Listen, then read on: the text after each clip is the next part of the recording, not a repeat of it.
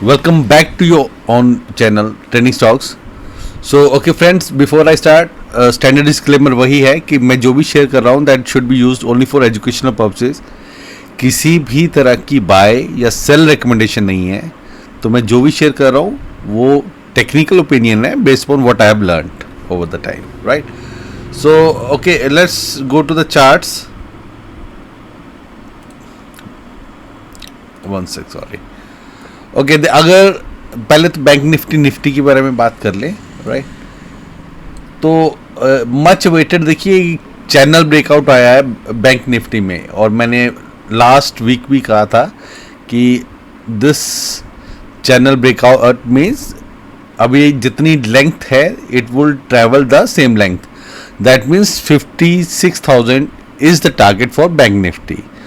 तो as such अब bank Nifty ज़्यादा पॉजिटिव है. हालांकि पीएसयू बैंक में अभी वो ब्रेकआउट नहीं आया है, बट प्राइवेट बैंक और may be the bank Nifty as such इसका 56,000 का टारगेट है. क्वाइट पॉसिबल है कि ये एक बार आके यहाँ पे रीटेस्ट करे and then it will move further, because market will not move in one direction.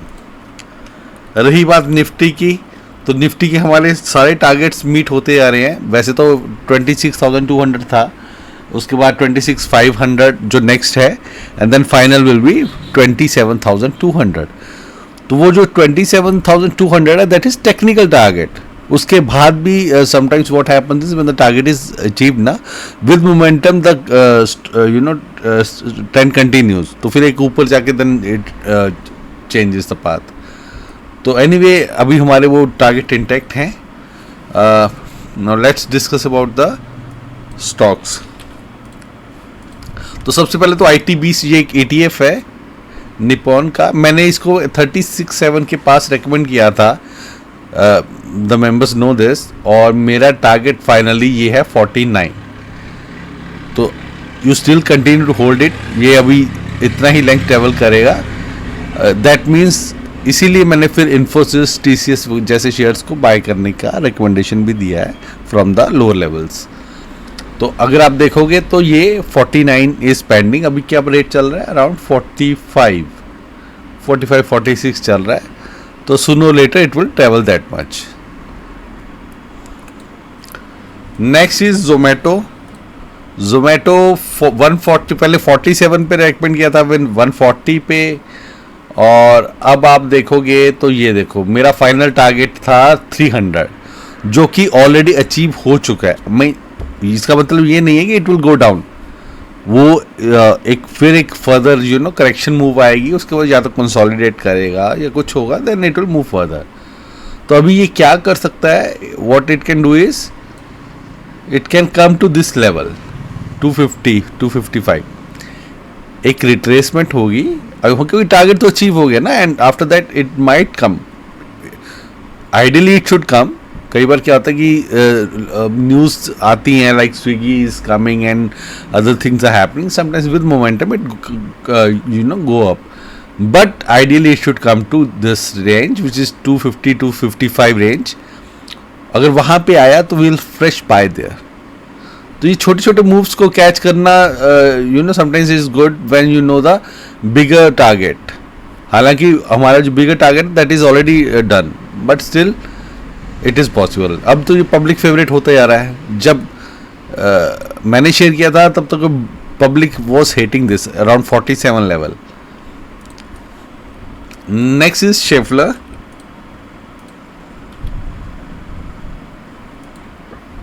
Okay, ये शेफलर इंडिया का मैंने एक्चुअली पहले ही रीड कर लिया ताकि ज़्यादा टाइम वेस्ट ना हो.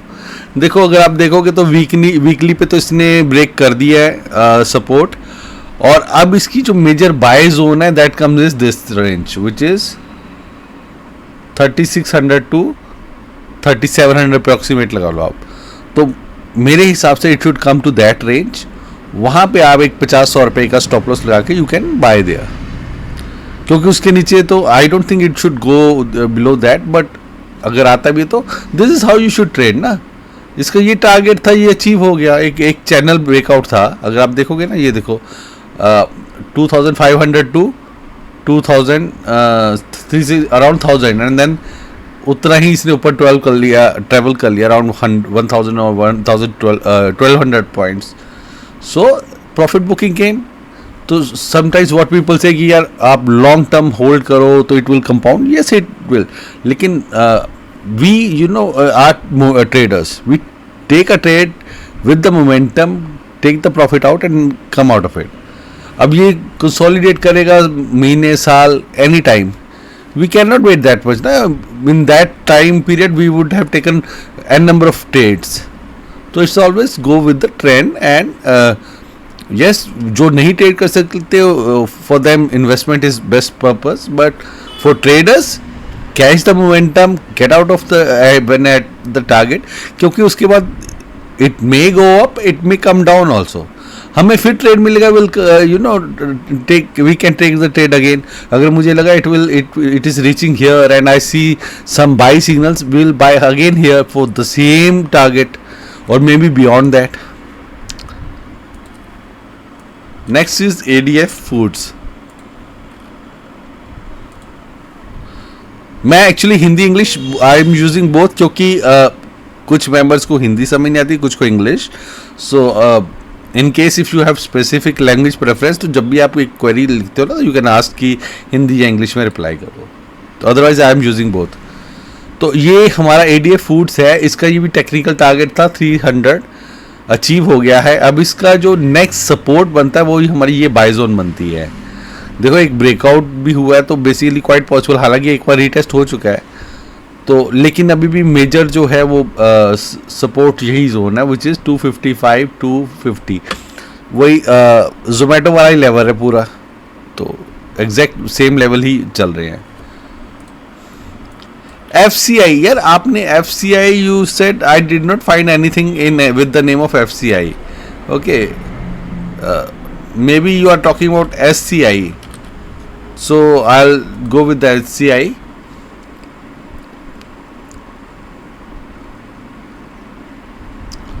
तो देखिए SCI अभी सपोर्ट के ऊपर है और इसके ऊपर यानी कि 270 के ऊपर इट विल गो स्ट्रॉन्ग. अगर आप देखोगे 1 2 3 4 5 6 7, ये 7 कैंडल्स अभी इसी के आसपास जैसे नीचे हैं, जैसे ही इसके ऊपर आएगा then it will move up. और I think it is in the defence sector. तो डिफेंस सेक्टर में सभी स्टॉक अभी रिट्रेस कर रहे हैं. तो HAL भी थोड़ा सा रिट्रेसमेंट पेंडिंग है. तो when it start moving, the whole sector will start moving. Gland Pharma ये मैंने देखा था, it is very weak to be very frank. मैंने ये चेक किया था, इसने वीकली सपोर्ट्स भी ब्रेक कर दिए, मंथली भी कर दिए हैं. Is it the same one? ये देखो वीकली में ब्रेक कर दिया है और मंथली भी ब्रेक कर दिए इसने. ये मंथली भी ब्रेक कर चुका है. तो अभी तो मुझे कोई इसमें ट्रेड लेना नहीं बनता. अगर लेना भी होगा तो जब इसके ऊपर दैट इज 1950 1950 के ऊपर ट्रेड करना स्टार्ट कर देना, then you can think of taking a trade with the stop loss below 1870.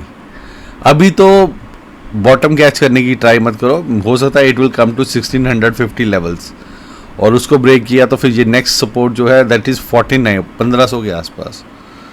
So always buy the strength and sell the weakness. हाँ, कई बार हम फंस जाते हैं लेकिन then we have some other factors to consider. NBCC देखो, NBCC कल भी समवन आस्क्ड मी, मुझे 178 180 के ऊपर बहुत स्ट्रॉन्ग लग रहा है. और इसका एक फैक्टर ये है, जो CPSC इंडेक्स है उसने अब ब्रेकआउट, अभी वो बाय जोन में आया है, ब्रेकआउट इज स्टिल पेंडिंग. तो NBCC देखिए, आप देखो ना सपोर्ट के पास यहाँ से इसने यू टर्न लिया है. तो जैसे ही ये 180 के ऊपर क्रॉस करेगा it will take the momentum. बाकी मेरा लॉन्ग टर्म टारगेट तो बड़ा ही है. मैं आई थिंक ये है मेरा 270 280 का टारगेट है. तो दैट विल कम और and it will move fast. Then supreme industries,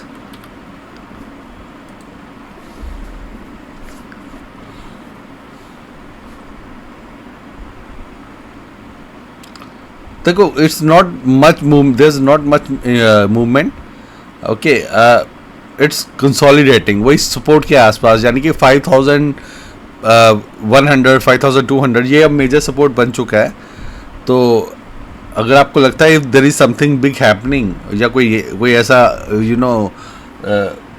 signal मिल जाए कि that it has started moving, then you can go for it. Otherwise जैसे ये जितनी भी कैंडल्स हैं इनके ऊपर, यानी दैट इज 5550 इसके ऊपर सस्टेन करना शुरू होगा, then it will catch the momentum. Till then it will keep consolidating.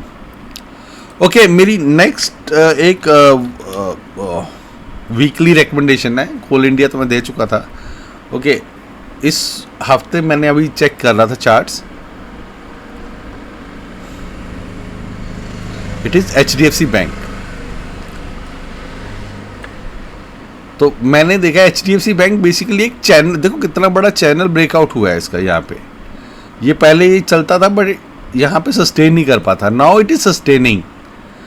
तो 1720 1730 इस रेंज में मिल जाए, देन यू कैन बाय. हमारी जो पोटेंशियल टारगेट होंगे ये 100 रुपीज़ का ये होगा, दैट इज 1820 का फर्स्ट होगा, 1950 का सेकंड है, 1940 का एक्चुअली मैंने कैलकुलेट कर रखे हैं. और जो final target is big one, that is 2150. Okay, so basically buy near 1720 1725 range, इस रेंज में मिल जाए तो best. See volumes are happening, एक चैनल ब्रेकआउट है. Our targets will be 1820 1940 and the final is 2150. I think it should move in coming weeks or months. So that will be my weekly recommendation. Please keep a note of it. और अगर hit हो जाता है तो please update me also. Next is IDFC First Bank. देखिए multi breakout है, retest हो रहा है, मर्जर रिपोर्ट्स भी आ रही है, but again I am holding it for long. और अब जाके थोड़ा सा पॉजिटिव सिग्नल दिखने शुरू हुए हैं. I think it's not there are some internet issues. तो मैं वैसे ही बता देता हूँ कि 177 178 इन लेवल्स को आप नोट कर लो. I'll change the internet meanwhile. 177 178 are the levels. Oh, sorry, 77 78 is the major resistance. जैसे ही उसको क्रॉस करेगा then it will go look good. That is IDFC First Bank. ये आ गया आपका.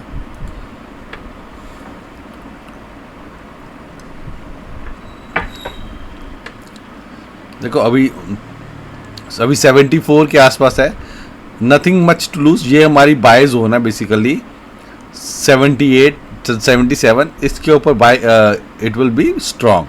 उसके बाद 83 का हमारा फर्स्ट टारगेट होगा, and then actually potential target इसका 140 है. Let's see when it happens. Next is Coal India. ये तो इस वीक की मेरी रिकमेंडेशन है, so you can hold it. RECL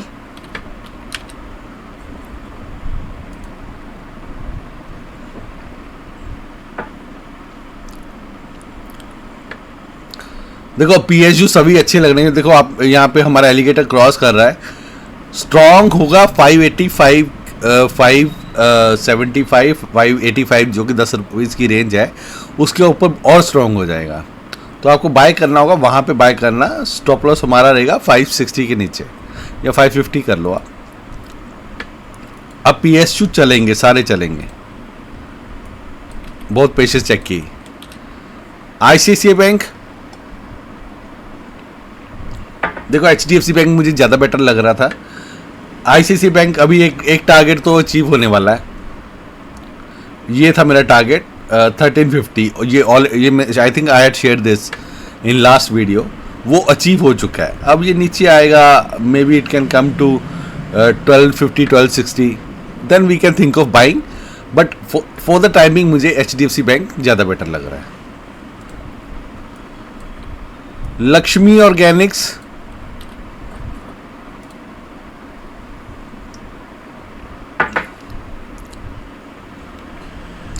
कोई ज़्यादा क्लियर सिग्नल्स नहीं है, ब्रेकआउट होता है, कंसोलिडेट्स वहाँ से नीचे आ जाता है। तो मेजर अभी हमारी ये बाय जोन है 280 285, इसके पास ये सपोर्ट लेना चाहिए and then it will move further. उसको ब्रेक करेगा देन 250 260 इज पॉसिबल, बट अभी मुझे लग रहा है कि it will take support here. बाकी कोई इतना बड़ा मोमेंटम नहीं है। देखो अगर जल्दी रिटर्न चाहिए तो then you always catch the breakouts. Stock हमारी पसंद के नहीं होने चाहिए, स्टॉक वो होने चाहिए जो परफॉर्म कर रहे हो, because what matters is profit for traders. Investors के लिए stock you need to select कि आपको किस तरह का बिजनेस है अच्छा लगता है, where you want to invest. Sell अभी तो सारा मेटल सेक्टर अच्छा लग रहा है।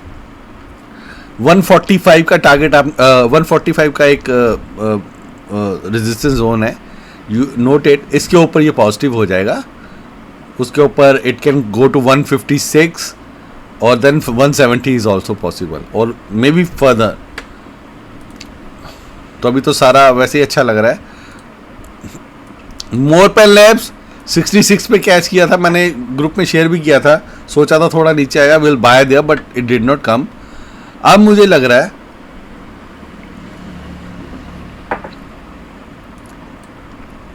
अगर यहां पे आ जाए ना इस रेंज में 75 76, वहां पे हमारा बाय करना बनता है।